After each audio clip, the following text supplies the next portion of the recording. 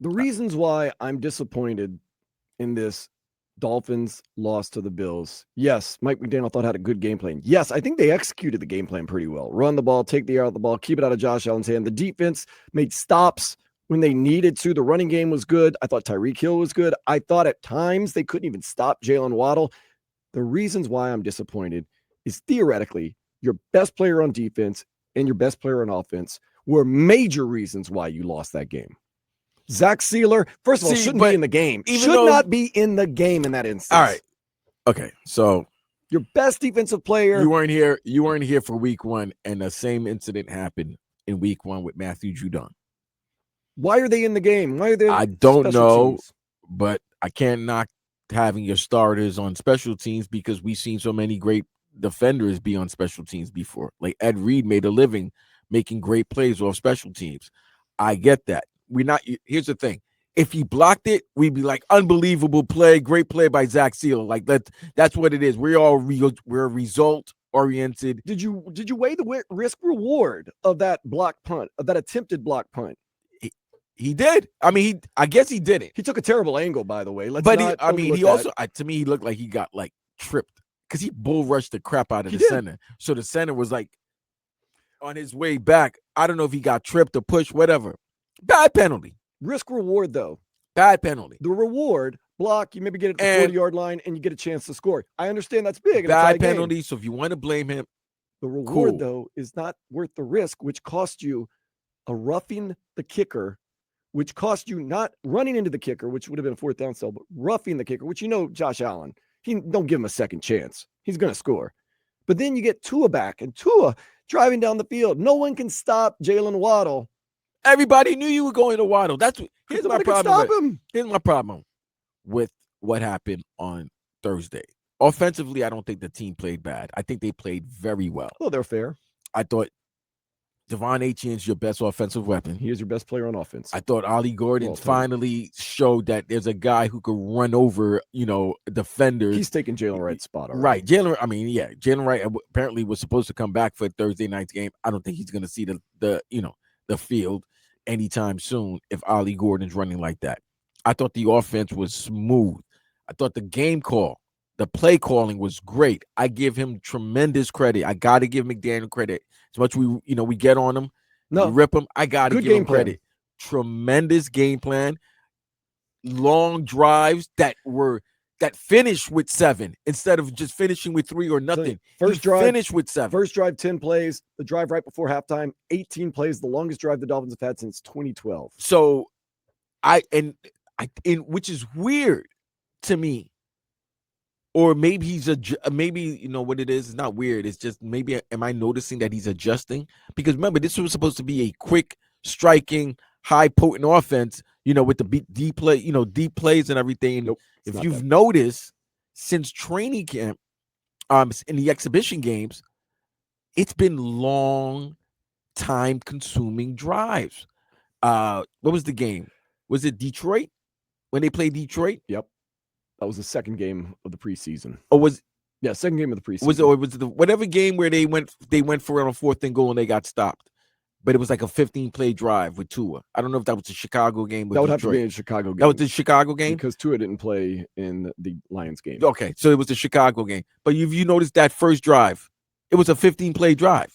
If you've noticed, a lot of their scoring drives are long drives. And you know why? Probably 2 reasons. Number 1, relieve the pressure on the defense because we know the front 7 ain't that great, and we know the secondary ain't that great. And number 2, you might be limited by your quarterback, Vlad. And I don't think we realized that no. Until we started watching the games. And it's like, okay, they don't got continuity and stuff like that. I think your quarterback is gun shy right now. I think he's in his head. I think your quarterback is gun shy. He's throwing terrible passes. And he leads the league. He's tied for first in the league with interceptions. He has 4 interceptions. Okay. With fumbles. He has a turnover problem. But great quarterbacks make great plays when it counts. And he did the opposite. Well, he was to me, the call was right. I don't know if he did a great job of using his eyes to get the Yeah, he didn't. no, he didn't. He was looking dead at Waddle. They were like, "Oh, he tried to shake off by looking at Achane at first." I was He like, didn't. I didn't see that He on the didn't replay." because I'm looking at the play. I'm like, the defender that's guarding Waddle is not going to HN. You cannot let it slide. You cannot say we win as a team, we lose as a team when you have your best defensive player making a bonehead play. Once again, it was an effort play. He wasn't trying to mess up, but Tua Tagovailoa is getting paid $50 million a year, and to not have to shoulder a little more than everyone else for that loss when you threw that interception, when you had a chance to drive your team down the field, tie, maybe even win the game, you have to take the blame. I'm sorry. Platinum Sword, you said was a great defensive play. It was, but here's the problem that I have. Bernard was just looking at his eyes the whole time. Like there was nothing. That's not the problem. Yeah, that to me, yes, because there's a little bit of quarterbacking. Like everybody knows you're going to Waddle because you went to him so many times. So the minute they knew to play, here's the other thing: stop running RPOs because you know Tua is not running. So don't try to run the fake RPOs or something like that. It was just a bad throw, bro. He didn't do the job. You did not shake the defender away for you to make that pass or freeze the linebacker enough to make that pass. He said he'll do it 10 out of 10. And I'm like, you do that 10 out of 10, you're going to get intercepted 10 out of 10. Vlad, you're breaking it down, and you're right the way you're breaking it down. But the reason I'm despondent, the two reasons I'm really despondent is once again, under the Mike McDaniel era and Tua Tagovailoa, when the spotlight is bright, we run away. We fade away. We fail. Tua didn't make the play. He made the play for the other team. And like I said in the postgame, good teams find ways to win. Bad teams find ways to lose. Bills found a way to win. And man, the Dolphins. I don't feel as though the Bills went out and won that game. I feel as though the Dolphins went out and lost that game. All right, listen. All right, let's keep it a buck. What's frustrating, the fact that everybody and their grandmother expected you guys to get blown out. You know, everybody thought it was going to be a blowy, and it wasn't. The fact that they stood in there and they stood toe to toe, which if you really look at it, they always do when they go to Buffalo. Mm-hmm. That's what's frustrating. I mean, we're still a pro team. No, it's not that you're a pro team, but you're like, for them to be that team that everybody, considers as a Super Bowl favorite, when you go there in Buffalo, you give them good games, but you just don't. You always find a way to lose, or something happens for you to lose, and that's the deeper problem. Well, that's deep, right? So therefore, with this game this past Thursday, with everybody seeing, that they're 0-2, coaches on the foreman, quarterbacks regressing, everybody wants the GM out. I said this is the type of game they're going to do. The Dolphins are going to Dolphins, and probably they're going to play a great game and might win this game. That's what happened. They played a great game, but they found a way to lose. That's the deepest problem. And Tua doesn't have the clutch gene, at least not yet in his career. And the Dolphins find ways to lose. That's why I'm upset. Not that you went in there and you lost to the Bills for the 100th time in a row, it seems like. That's a deep problem, Vlad. That is a deep, deep, deep problem. And I don't know if you can fix it. Cap, you're right. I think if they had scored a touchdown, McDaniel would have gone for 2 to win the game. Yeah, woulda, coulda, shoulda, maybe woulda. I agree with that. But I listen. I'm not upset with McDaniel.